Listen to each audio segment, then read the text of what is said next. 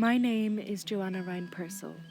I am from a village called Cloughjordan in North Tipperary in Ireland.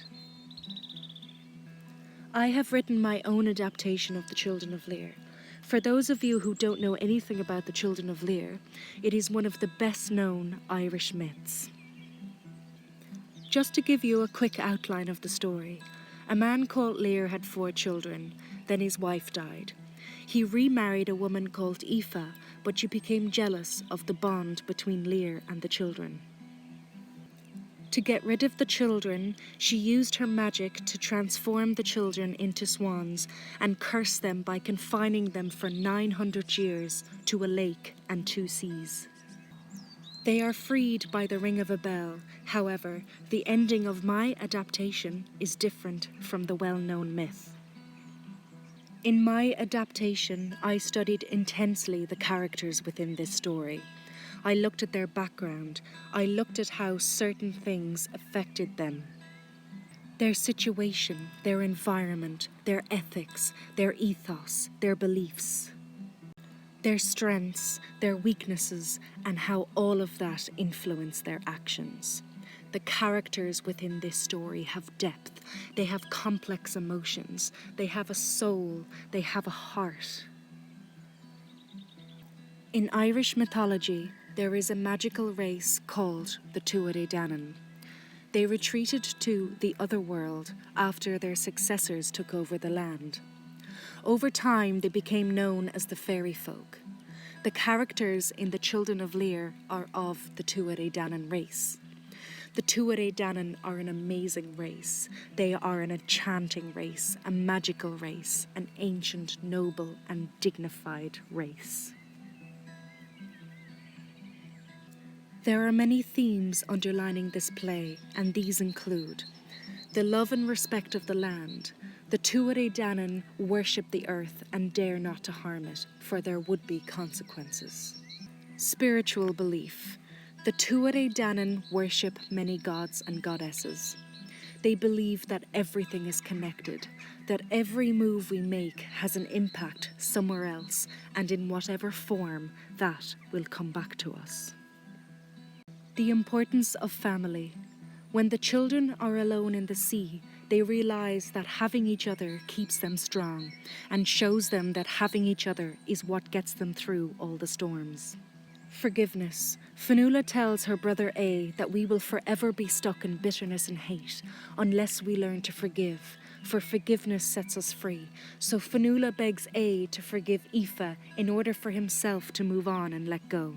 Others are depression, loss of hope, anxiety, as the children experience all of these in the harsh, cold, lonely sea. But they learn to overcome and deal with their despairs, and if you watch the play, you will see how they did this. Even though this is a story about an ancient Irish tale, it deals with a huge amount of issues that are present within our society today. And I think it is important to create art that deals with such issues by firstly highlighting them and secondly by proposing a solution to deal with them. I think that my play as a piece of art achieves this. Additionally, the play captures the magic, the beauty and the wonder that is present within Irish folklore, Irish culture and the Irish landscape. Ireland is a beautiful country. It is a magical country. It is the home of the Tuatha Dé Danann.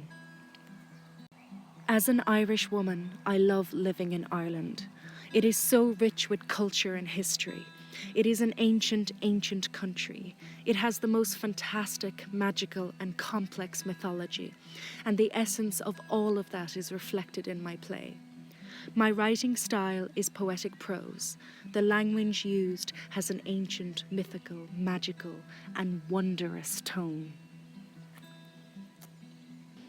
This play explains who Ireland is, and I say who because Ireland is alive. Ireland is a woman. She is our mother, the mother of the Irish people, and this is the belief of the Tuatha Dé Danann.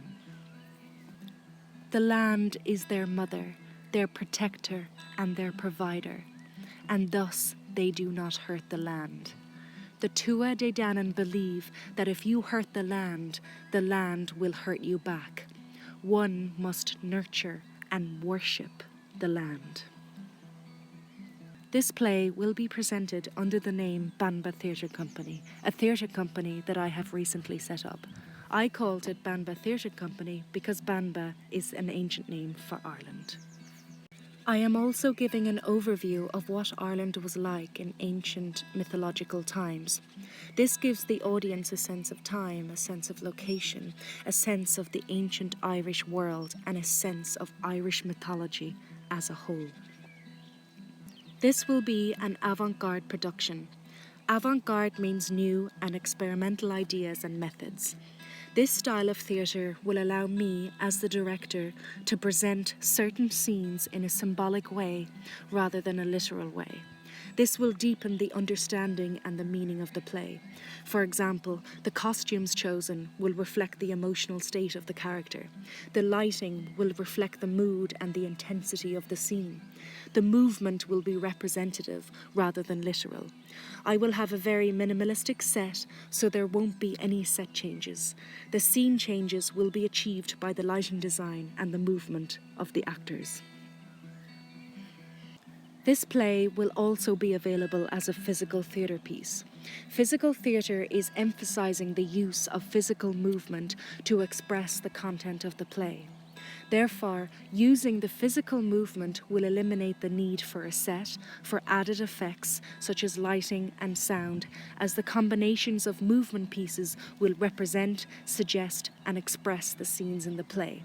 This means that the play can be performed not only in a theatre, but in a variety of locations such as schools, halls, and outdoor venues such as gardens, lakeside settings, seaside settings, ring forts, and historical venues such as castles, caves, and Neolithic sites, and also private venues at home and abroad. For more information on touring dates and locations, please visit www.banbatheatrecompany.com. Should you wish to have this play performed in any particular venue, please feel free to contact me to arrange that.